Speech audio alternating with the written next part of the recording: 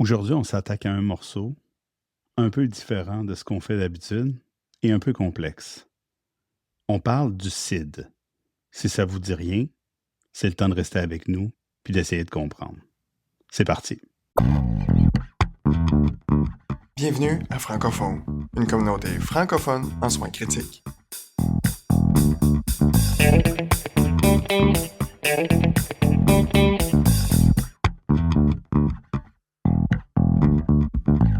Hey, salut Matt. Hey, salut Yann, ça va super bien. Écoute, j'ai trouvé deux crackpots qui trippent autant que moi de parler d'acide base, pis c'est pas des néphrologues. Écoute, ça s'annonce vraiment le fun comme épisode. Ouais, écoute, on les a invités. C'est Pat Riley et Audric Boucher qui sont avec nous. Salut les gars. Salut. Salut Yann. Salut Matt.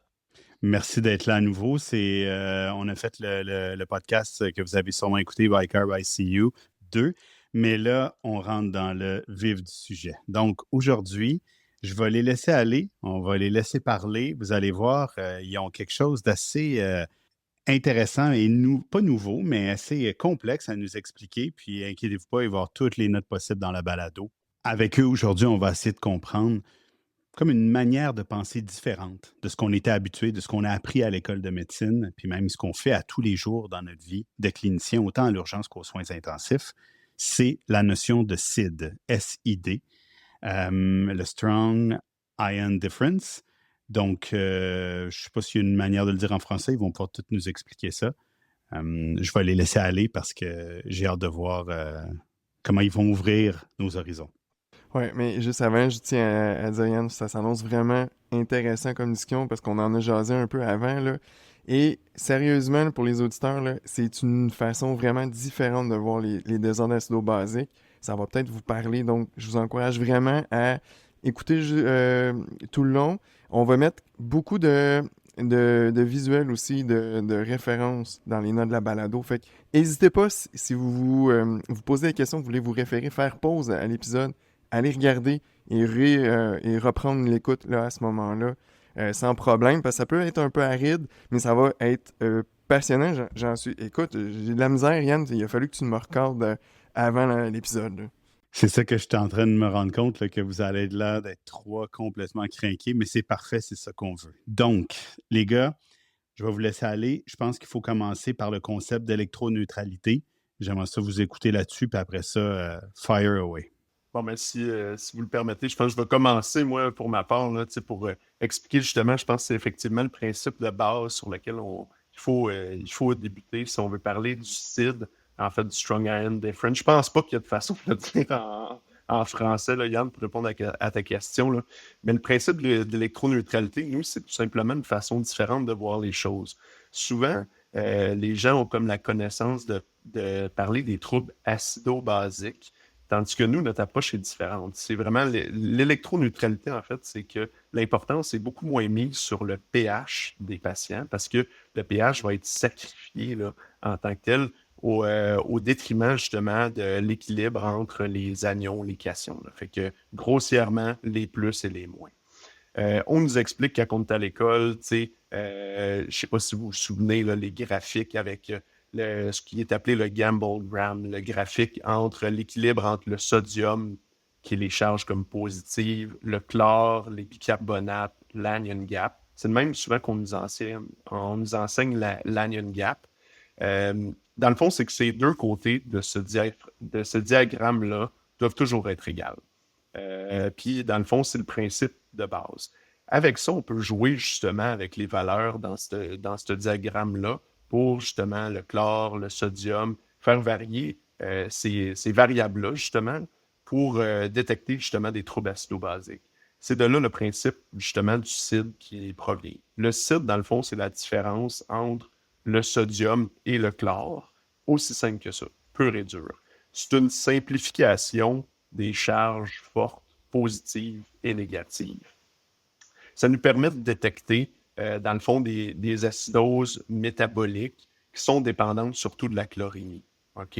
Fait que, dans le fond, c'est vraiment la relation entre le sodium et le chlore. Peu importe si les valeurs absolues, le sodium est normal, que le chlore soit normal, C'est vraiment leur relation entre les deux qui peuvent nous permettre de détecter des troubles métaboliques, puis justement jouer avec les traitements.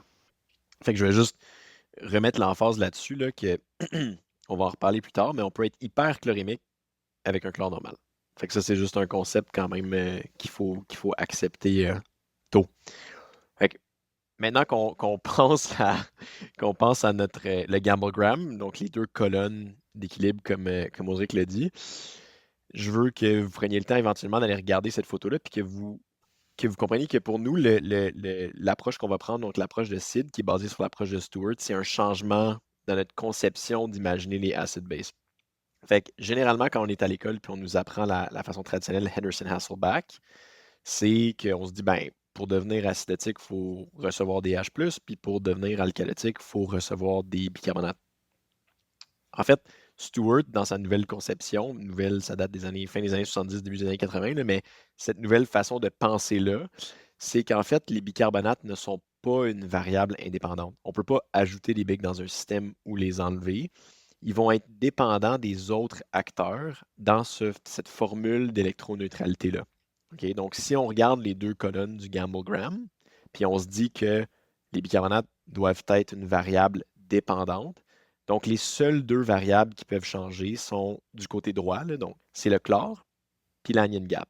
Donc, on peut changer le sel, le sodium, l'anion gap ou le chlore, mais les bicarbonates vont devoir s'ajuster pour garder les deux colonnes égales. Donc, électroneutralité. Donc, c'est un peu ça le changement de mindset.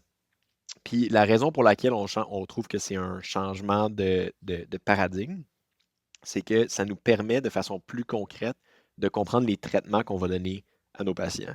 Donc, moi, personnellement, je ne donne pas des H+, puis j'enlève pas des H+. Oui, OK, on peut donner des BIC, mais en fait, ce qu'on va donner va être principalement composé de sodium, de chlore, de potassium, de magnésium, de toutes les différents cations et anions qu'on peut trouver. Donc, quand on a un déficit ou un excédent de quelque chose, c'est beaucoup plus facile de penser à la solution à ce problème-là quand on considère que les bicarbonates ne sont pas dans l'équation comme variable indépendante. Ça me permet aussi, juste de renchérir juste par rapport à ça. Non seulement quand on donne quelque chose aux patients, mais moi, je fais un petit peu le jeu quand je vois mes patients, c'est d'anticiper leurs troubles métaboliques. Par exemple, quand je vois quelqu'un qui se présente pour des vomissements répétés, je me dis, bon, il va vomir comme du HCl, ce patient-là va être en alcalose comme hypochloramique.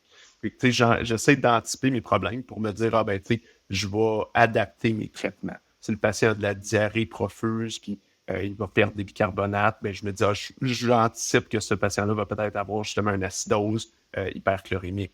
Fait que ça me permet justement de guider mes traitements dès nous, on est à l'urgence, on n'est pas aux soins intensifs, dès la minute 1, justement, de l'arrivée du patient.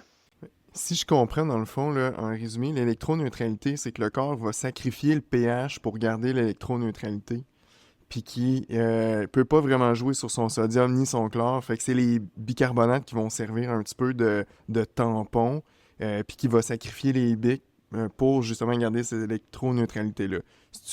Est-ce que j'ai bien saisi le concept? Oui, surtout de moment à moment.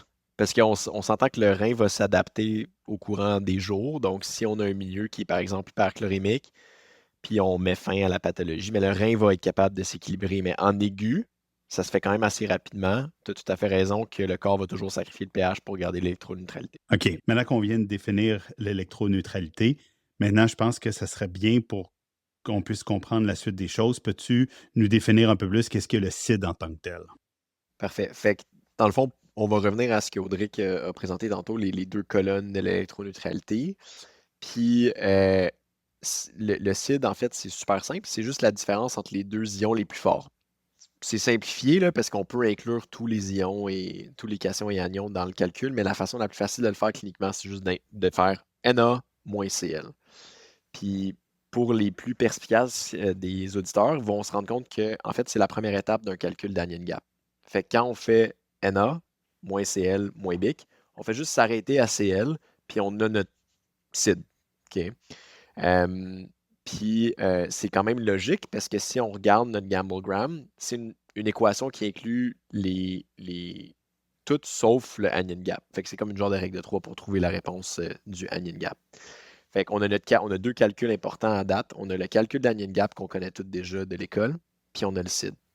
Fait que à partir de ce moment-là, on peut commencer à trouver des problèmes qui ne sont pas à Anion Gap. OK. Fait qu'on sait que l'Anion Gap, en général, c'est 8 à 12. Donc là, un CID, si on prend des chiffres faciles, ça serait aux alentours de 40 à peu près, ce qui est normal. C'est ça? Exactement. Ouais. Puis ça vient du fait que c'est ça, 140 moins 100 à peu près. Fait qu'entre 38 et 42, on se dit que généralement, c'est un range qui a de l'allure. Puis c'est là qu'on se dit qu'on pourrait être hyperchlorémique sur papier. Donc avoir, par exemple, 110 ou, mettons, on pourrait être encore plus exagéré, 120 de chlore. Mais si on a 160 de natrémie, notre CID est normal, on n'est pas hyperchlorémique. OK, fait que c'est ça qui est un peu weird. Puis qu'en fait, la solution, c'est pas de jouer sur le chlore. Ça, j'avoue que ça fait un peu différent de ce qu'on est habitué de se faire dire, parce que moi, si j'ai un chlore à 120, je vais chercher mon acidose métabolique hyperchlorémique en me disant que... En principe, tu ne l'es pas. Mais non, je comprends ce que tu dis, mais tu comprends que c'est ce qu'on s'est toujours fait dire. C'est ça qui devient un peu mind-blowing, là.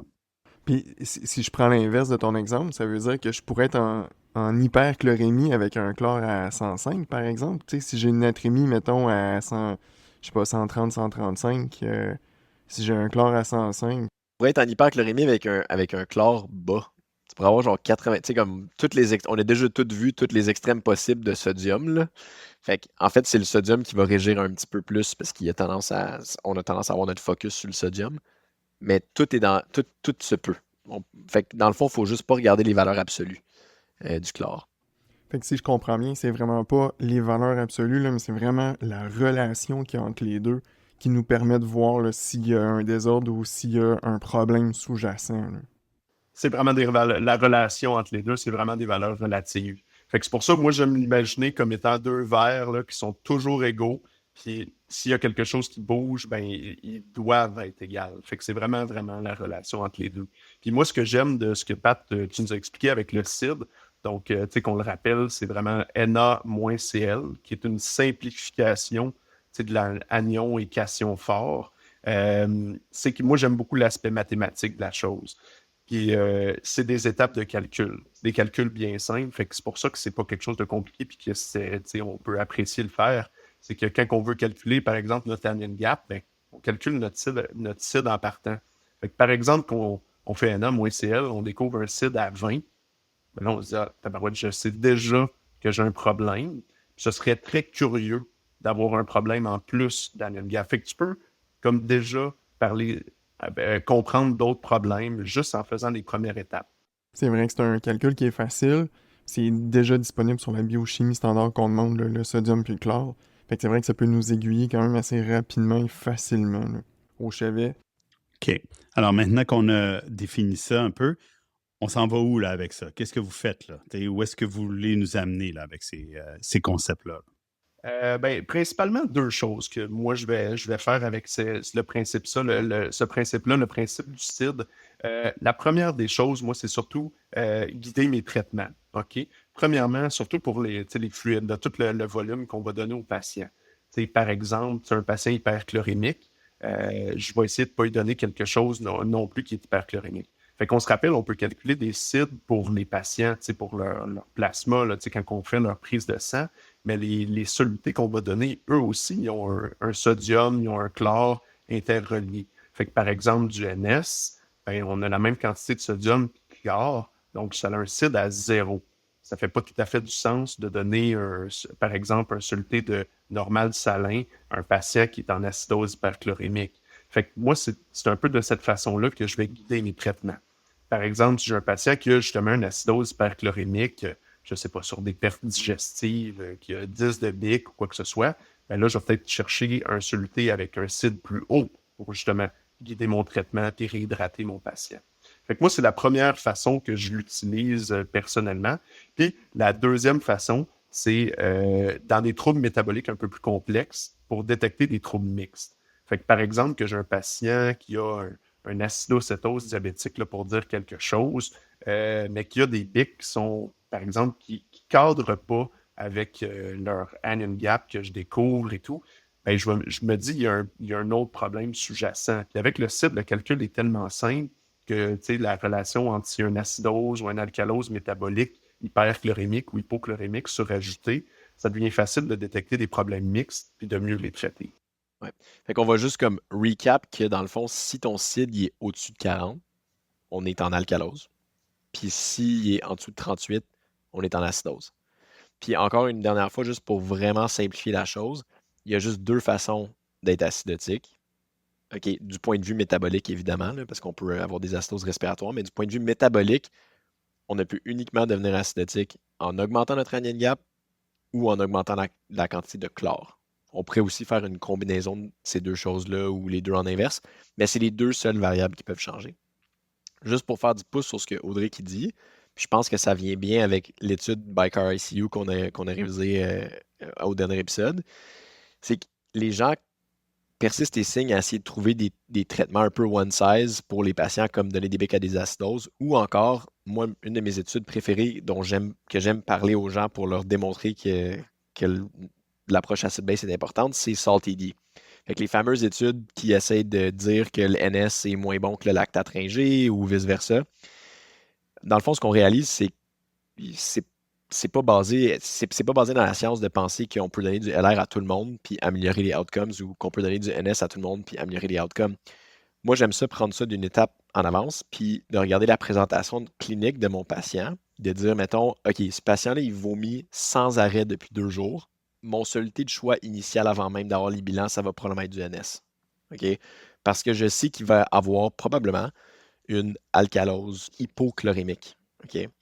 Ça se peut que je me trompe, mais c'est plus élégant. Puis généralement, on est capable de prédire un petit peu les troubles métaboliques. À l'opposé, quelqu'un qui a de la diarrhée sans arrêt depuis 10 jours, je ne vais jamais commencer avec un NS parce que les probabilités qu'il soit hyperchlorémique sont quand même très élevées. Fait que c'est juste pour amener un peu de concret là-dedans que connaître les CID de nos cristalloïdes, puis connaître les CID de nos différentes pathologies vont après ça ouvrir un peu la porte à des traitements plus concrets pour nous. Puis le diagnostic différentiel d'un CID bas, parce que c'est souvent le CID bas qui va nous intéresser, c'est une hyperchlorémie, dans le fond, qui va nous intéresser, surtout aux soins intensifs où les gens ont tendance à être plus versants acidotiques. Le diagnostic différentiel est super simple. C'est soit que c'est rénal, soit que c'est GI, soit que c'est iatrogénique. Ça peut être un petit peu plus compliqué que ça, mais c'est pas mal juste ces 3 grandes catégories-là. Puis personnellement, j'aime ça des DDX simples. Ça vient probablement du fait que je viens de l'urgence. Fait que on aime ça quand c'est vite, là. Je trouve ça super intéressant, Pat, que tu utilises ta compréhension de l'électroneutralité là, pour ajuster d'emblée les solutés que tu vas utiliser, hein, parce qu'on se rappelle, les solutés, c'est des médicaments après tout. Et puis tu intègres ça là, dans ta façon de penser, dans ton processus cognitif. Là, je trouve ça super intéressant. Donc, vu que tu fais déjà ton processus de pensée avant même d'avoir eu tes résultats, parce que tu vois ce qui s'est passé cliniquement, donc ça t'oblige à bien comprendre, avoir une histoire bien peaufinée avec ton patient. Quand tu décides de ton choix, comme ce que tu viens de nous expliquer, les vomissements ou les diarrhées, quand tu décides de ton choix de soluté, y a-tu d'autres choses qui guident ton traitement à part le fait d'avoir eu tes résultats sanguins qui vont rentrer, ou tu vas rester sur le traitement que tu t'es donné jusqu'à temps que ça vienne confirmer ta pensée? Puis après ça, est-ce que tu vas ajuster au fil du temps ton soluté? Ça se peut-tu que tu changes ton soluté dans les heures qui suivent? Tu sais, je sais que des fois, toi, tu vois ton patient sur 8 heures, fait que tu n'as peut-être pas le recul de 2-3 jours qu'on a aux soins intensifs, mais ça se peut-tu que tu modifies tes affaires dans ce contexte-là? Oui, puis c'est sûr que si mettons, moi, j'ai comme pas prédit, mais établi une probabilité pré-test que je vais avoir une acidose hyperchlorémique, puis que finalement, je me trompe, parce qu'il y avait une variable que j'ai pas estimée, le patient était sous diurétique ou peu importe. Évidemment, quand le CID va sortir, moi, je vais recalculer mes affaires, puis je vais me dire, OK, finalement, le patient est neutre, ou il est plus versant alcalotique, ou il est plus versant acidotique, puis je vais essayer de réajuster mes cristalloïdes. C'est tout l'argument de choisir le bon cristalloïde à l'urgence, c'était que comme les gens avaient la conception que quand on parquait quelqu'un à l'hospice, les gens n'avaient pas tendance à remettre en question le choix d'hydratation, tu sais. Fait que c'est pour ça que nous, on pense que ces conceptions de CID-là sont super importantes, pas juste à l'urgence, tu sais. Pour nous, ça nous permet de, dès le début, essayer de ne pas créer des problèmes chez les patients qui n'en ont pas déjà. Après ça, aux soins, c'est des patients super malades qui ont souvent des multiples désordres, tu sais, acido-basiques, fait que c'est encore plus important d'essayer de comme régler tout ça.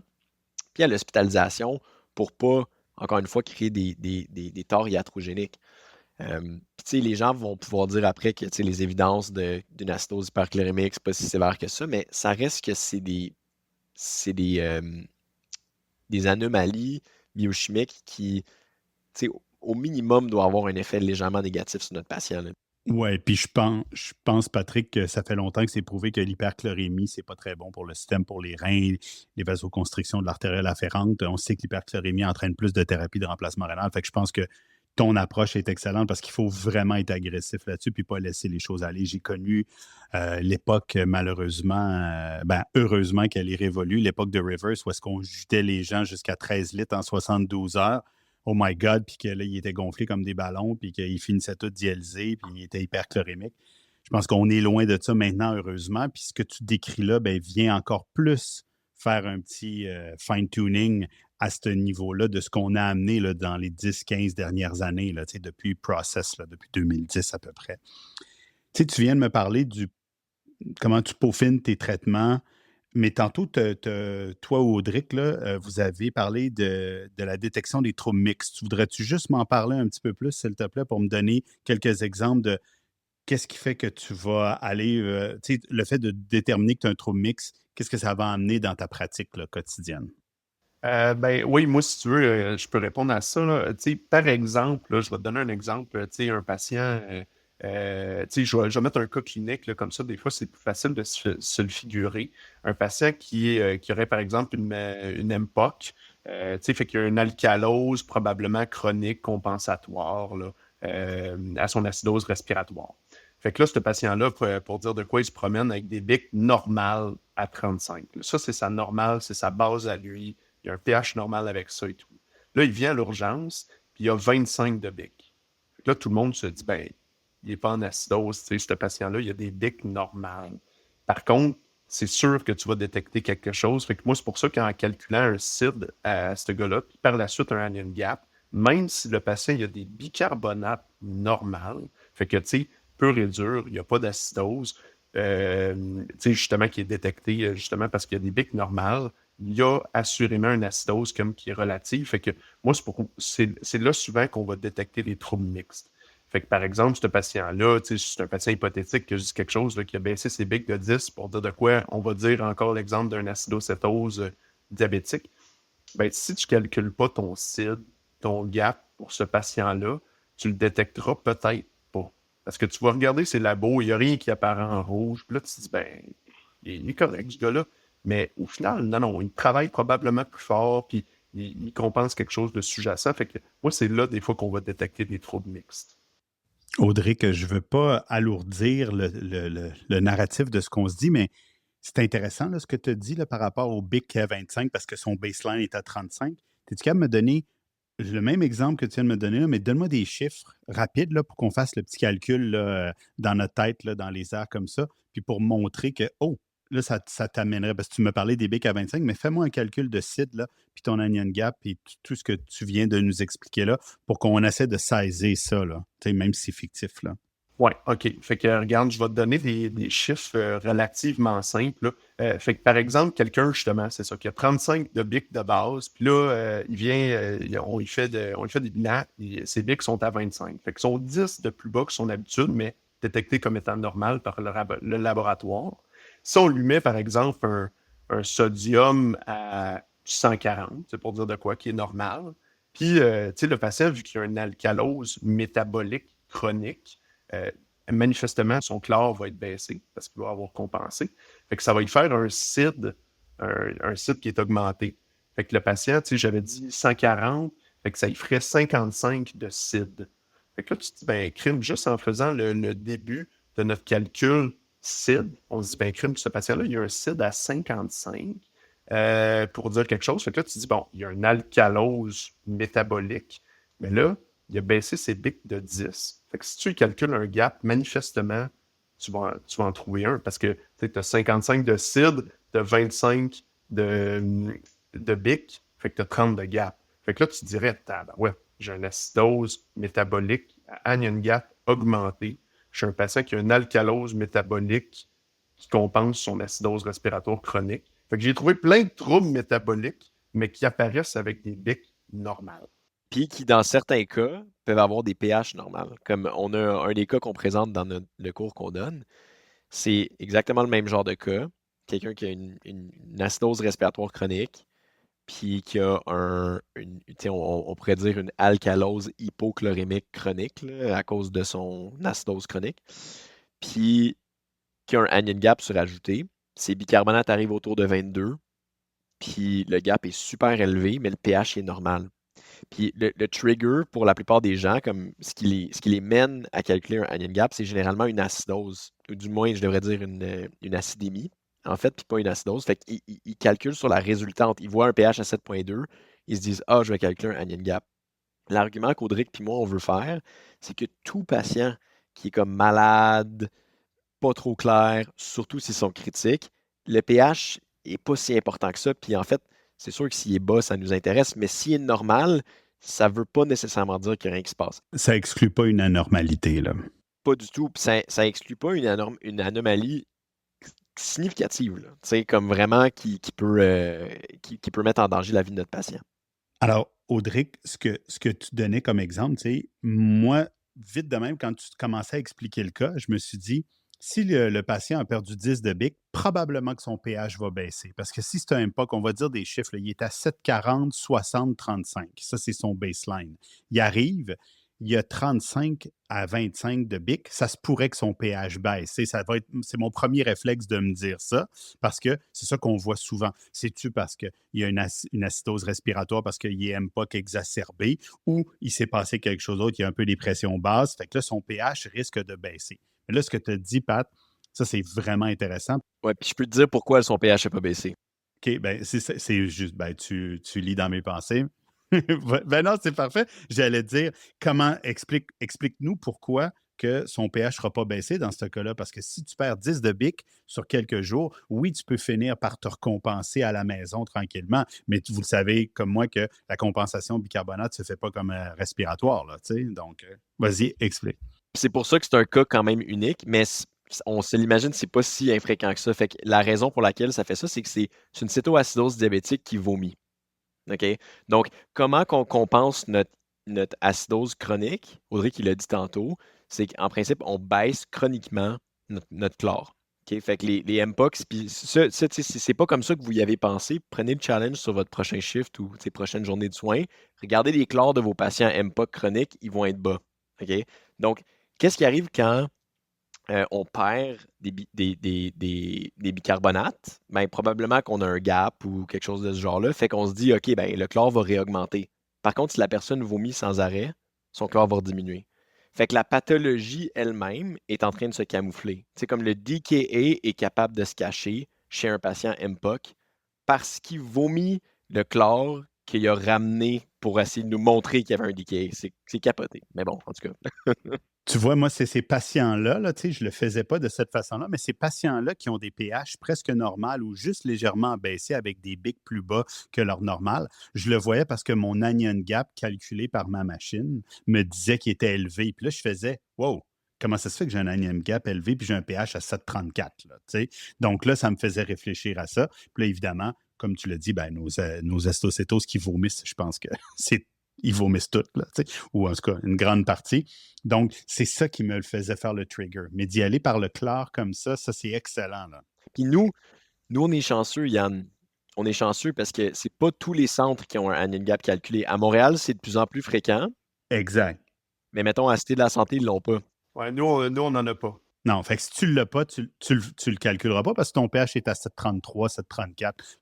Tu t'en fous à la limite. Tu dis, ouais, c'est correct. 7,34, ça doit être le CO2 qui a monté un peu. C'est un MPOC, là, fait qu'il a baissé. Tu justifies ton acidose d'une façon respiratoire alors qu'elle est métabolique.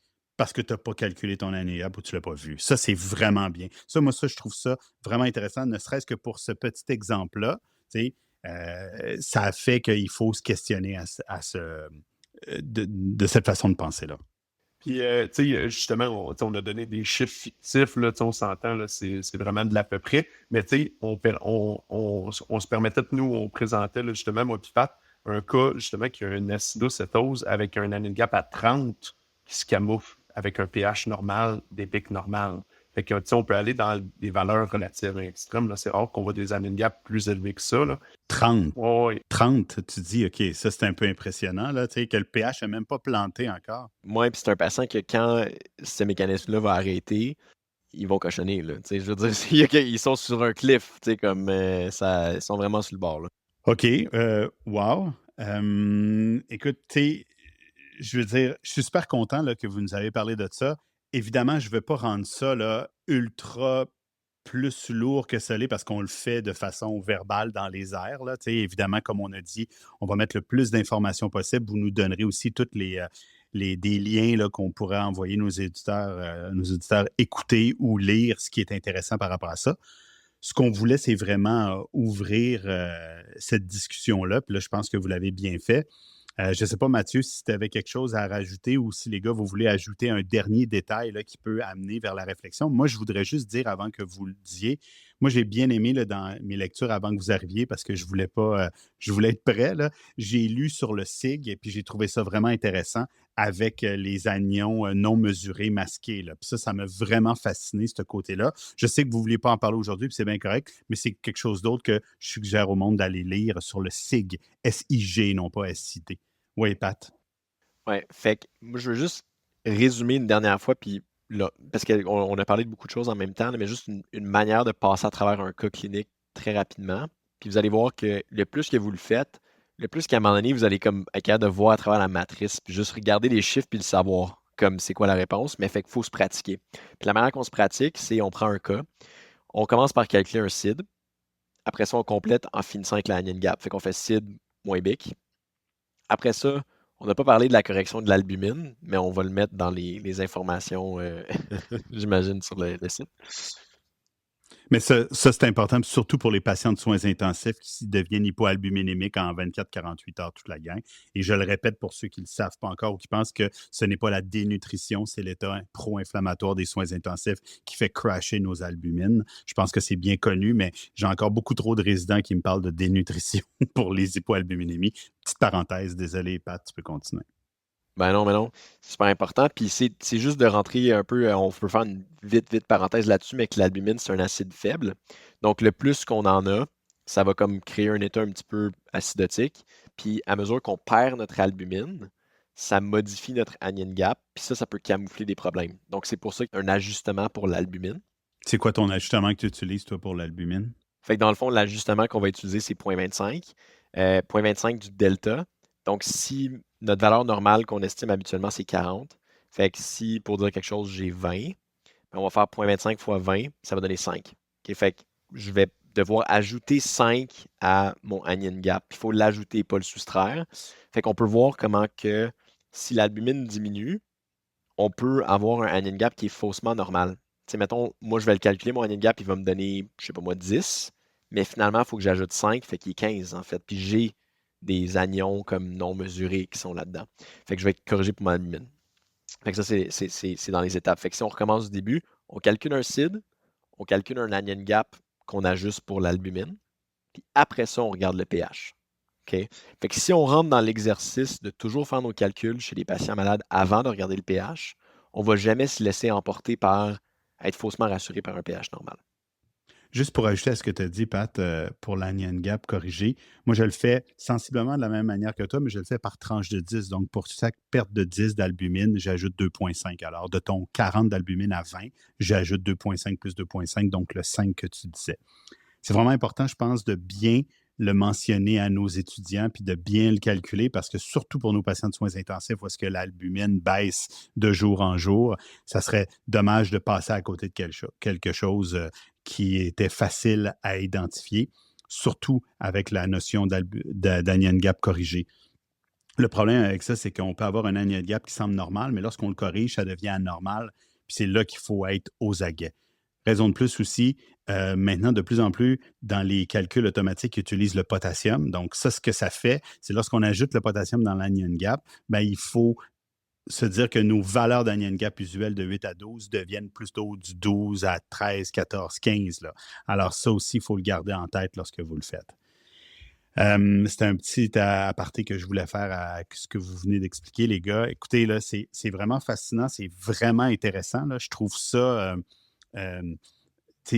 on le sait, c'est pas nouveau. Là. Tantôt, on en parlait avant d'enregistrer, c'est depuis 1980 que ça existe ou qu'on le met en évidence, mais ça ne percole pas encore beaucoup dans la littérature. Je pense que vous autres, vous êtes 2 ambassadeurs là, qui l'enseignez beaucoup, partout, puis vous le diffusez, puis c'est parfait. Je trouve que c'est une manière intéressante de voir les choses et surtout une manière différente d'aborder les problèmes d'équilibre acido-basique là, ou d'électroneutralité, là, comme vous aimez le dire. Là. Fait que je voudrais vraiment vous remercier pour ça. On va mettre toutes les notes dans la balado, mais gênez-vous pas de réécouter l'épisode régulièrement parce que des fois, ces genres de concepts-là, quand on se le fait expliquer, ça prend des fois plusieurs fois avant que ça percole puis ça rentre dans notre tête. Là. Un mot de la fin, Mathieu? Oui, ben écoute, c'était super intéressant. C'est un de mes dadas d'ailleurs. Puis, tu sais, on en parlait avant d'enregistrer, tu sais, les désordres acido-basiques, ça fait plus de 100 ans qu'on mesure ça, puis on n'a toujours pas trouvé comme la façon de faire. Mais ce que j'aime beaucoup, moi, de la façon que vous nous avez présenté, les gars, celle du CID, c'est qu'elle est très applicable au chevet. C'est très clinique. Tu sais, t'es pas obligé d'avoir 8, 15, 20 bilans, puis d'attendre, tu sais, biochimie standard, puis tu as déjà toutes les infos pour calculer ça. Donc, c'est l'applicabilité au chevet rapidement que je trouve qui est vraiment intéressante de cette approche-là. Alors, Pat, Audric, un gros merci d'avoir participé à nos 2 podcasts là-dessus. Lorsqu'on va avoir une évolution de la littérature là-dessus, on va vous réinviter pour discuter de ça. En attendant, si vous êtes intéressés, les auditeurs, par ces concepts-là, gênez-vous pas de lire tout ce qui a trait à ça. Puis je suis sûr que nos invités d'aujourd'hui sont disponibles pour répondre à vos questions. Merci beaucoup. Merci à vous autres. Merci. Bye. Puis pour tout le monde, n'hésitez pas à nous suivre sur les plateformes usuelles. Vous savez où nous joindre. Bye. Ciao. Hey, merci les gars, merci Yann. Salut tout le monde. Là. Faites attention à vous autres. Bye.